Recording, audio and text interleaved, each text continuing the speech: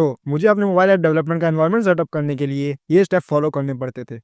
Before I dockerize my app, after dockerization ये steps reduce होके बस एक कमांड बन गया। तो इस वीडियो में मैं आपको बताऊंगा डॉकर कैसे यूज़ कर सकते हो, क्यों करना चाहिए और अपने प्रोजेक्ट्स में डॉकर को कैसे इंप्लीमेंट कर सकते हो।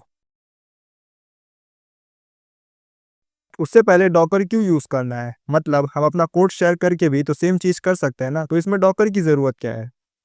तो देखो, जब हम अपना कोड शेयर करते हैं तो सिर्फ कोड शेयर होता है। उसके लिए जो एनवायरनमेंट चाहिए, मतलब जो भी टूल्स, पैकेजेस जो भी चाहिए उस ऐप को रन करने के लिए, वो सब शेयर नहीं होता। तो डॉकर से हम सिर्फ कोड नहीं, जो एनवायरनमेंट उसको चाहिए सब कुछ पैक करके हम शेयर कर सकते हैं। तो इसमें जो इंस्टॉलेशन इशू आते हैं या फिर जो भी सेटअप इशू आते हैं वो नहीं आते। अब डॉकर होता क्या है, तो इसे समझने के लिए पहले वर्चुअलाइजेशन को समझना पड़ेगा। तो जैसे हम अपने पीसी या लैपटॉप में विंडोज़ ओएस को रन करते हैं, तो वर्चुअलाइजेशन के थ्रू हम उस विंडोज़ के अंदर एक और ओएस को रन कर सकते हैं। अब ये दूसरा ओएस कोई भी हो सकता है, लिनक्स हो सकता है, मैक हो सकता है, विंडोज़ हो सकता है, कोई भी ओएस हम अपने विंडोज़ मशीन के अंदर वर्चुअली रन कर सकते हैं। डॉकर भी सिमिलर है, बट ये वर्चुअलाइजेशन पर नहीं, कंटेनराइजेशन पर वर्क करता है। दोनों में एक मेजर डिफरेंस है, वर्चुअलाइजेशन में सब कुछ डुप्लीकेट होता है, मतलब उसका कर्नल, उसको सीपीयू, मेमोरी, सब कुछ, कर्नल भी डुप्लीकेट होता है।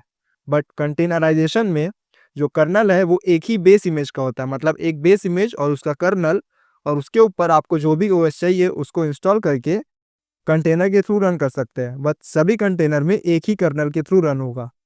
बट इसका मतलब ये नहीं कि एक कंटेनर दूसरे कंटेनर से कनेक्टेड है। हर एक कंटेनर एक दूसरे से टोटली आइसोलेटेड होता है। तो स्टार्ट करने के लिए सबसे पहले हमें डॉकर को इंस्टॉल करना पड़ेगा, बट डॉकर को इंस्टॉल करने से पहले हमें WSL का सेटअप करना पड़ेगा, क्योंकि behind the scene docker WSL का ही यूज़ करता है।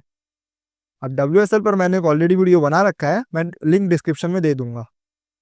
WSL का सेटअप होने के बाद बस गूगल पर जाकर डॉकर फॉर विंडोज सर्च करो, फर्स्ट लिंक पर क्लिक करके डाउनलोड करके जैसे कोई भी नॉर्मल ऐप इंस्टॉल करते हो वैसे इंस्टॉल कर लो, और फिर डॉकर डेस्कटॉप सर्च करो और डॉकर डेस्कटॉप को ओपन कर लो।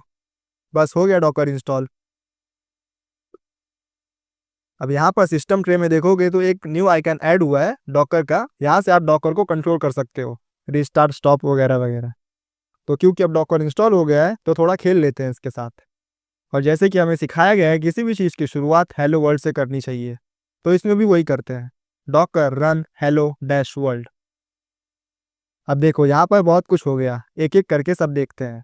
तो सबसे पहले वो चेक करेगा कि जो इमेज हमने उसे बोला है वो हमारे लोकल पीसी में ऑलरेडी इंस्टॉल है कि नहीं। अब क्योंकि ये हमने फर्स्ट टाइम रन किया था तो ऑफकोर्स वो ऑलरेडी इंस्टॉल नहीं था, तो लोकल पीसी में उसे नहीं मिला, तो इसलिए उसने ऑनलाइन डॉकर हब से डाउनलोड किया। डॉकर हब बेसिकली एक ऑनलाइन स्टोर है जहाँ पे बहुत सारी डॉकर इमोजीज स्टोर होती हैं। जैसे प्ले स्टोर पर ऐप्स होते हैं वैसे डॉकर हब पर डॉकर इमेजेस होती है। यहाँ से आप कोई भी इमेज डाउनलोड करके यूज़ कर सकते हो। तो इसने हेलो वर्ल्ड इमेज को डाउनलोड करके इंस्टॉल करके रन कर दिया, और ये रहा उसका आउटपुट। ये तो मैंने एक एग्जांपल दिया, ऐसे ही आप कोई भी इमेज वहाँ से उठाकर यूज़ कर सकते हो और खुद की इमेजेस भी क्रिएट कर सकते हो, और नेक्स्ट स्टेप में हम वही करेंगे। अब ये मेरा प्रोजेक्ट है और इसमें ये डॉकर फाइल मैं क्रिएट करूँगा। तो सबसे पहले इस डॉकर फाइल में हमें एक बेस इमेज बताना होगा फ्रॉम के अंदर। अब क्योंकि ये जावास्क्रिप्ट बेस्ड प्रोजेक्ट है तो इसका बेस इमेज Node.js है, तो फ्रॉम में Node.js को डिफाइन करेंगे, और फिर वर्क डायरेक्टरी में जो जो भी हमारे प्रोजेक्ट की फाइल्स है वो सब स्टोर्ड होंगे। तो इसका नाम कुछ भी दे सकते हो, मैं /app दे दूंगा। और फिर उसके बाद ये दो फाइल्स को ये इस वर्क डायरेक्टरी में कॉपी करेगा, ये इसलिए क्योंकि ये जो डिपेंडेंसीज है उसको इंस्टॉल करने के लिए चाहिए। अब ये जावास्क्रिप्ट स्पेसिफिक है, दूसरे प्रोजेक्ट में हो सकता है ये अलग हो, बट मेन बात यह है कि यहाँ पे ये कॉपी कर रहा है इन फाइल्स को इस डायरेक्टरी में। उसके बाद npm ci ये कमांड को रन कर देगा, जिससे वो डिपेंडेंसीज इंस्टॉल हो जाएंगी, और फिर जितने भी फाइल्स हमारे करंट डायरेक्टरी में हैं वो इस ऐप डायरेक्टरी में कॉपी हो जाएंगी। अब क्योंकि ये प्रोजेक्ट 8081 पोर्ट पर रनिंग है तो उसको हम एक्सपोज कर देंगे, और फिर लास्ट में npm start ये cmd में दे देंगे। बस हो गया। हाँ, एक और बात, डॉकर इग्नोर ये सेम गेट इग्नोर की तरह ही है। इसमें जो भी फाइल्स हम नहीं चाहते कि डॉकर में ऐड हो वो हम डॉकर इग्नोर में ऐड कर सकते हैं। जैसे नोड मॉड्यूल्स वगैरह वगैरह। अब यहाँ पर देखो रन और cmd दोनों में हमने कमांड ही दिया है, तो फिर दो अलग अलग क्यों है? तो देखो जो कमांड्स इमेज के बिल्ड प्रोसेस में चाहिए वो हम रन को देंगे, जैसे डिपेंडेंसीज को इंस्टॉल करना या फिर कुछ भी करना, और जो कमांड इमेज बिल्ड होने के बाद रन करना है वो हम cmd में देंगे। जैसे npm start से प्रोजेक्ट स्टार्ट होएगा तो ऑफकोर्स वो इमेज बिल्ड होने के बाद ही करना है, इसलिए वो cmd में दिया है।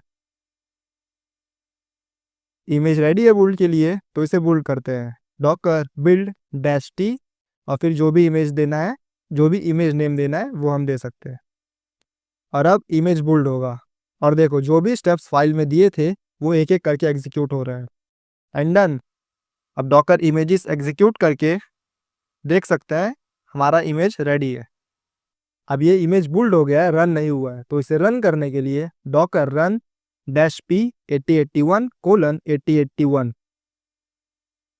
-d इमेज नेम, ये -p पोर्ट के लिए है। अब याद हो तो हमने 8081 को पोर्ट को एक्सपोज किया था, तो जो 8081 को एक्सपोज किया था डॉकर में, तो डॉकर से हमारे होस्ट पीसी में एक्सेस हो सके इसलिए ये -p स्विच, और फिर -d ताकि ये जो रन होगा इमेज ये बैकग्राउंड में रन हो। बस अब चेक करते हैं एंड इट्स वर्किंग।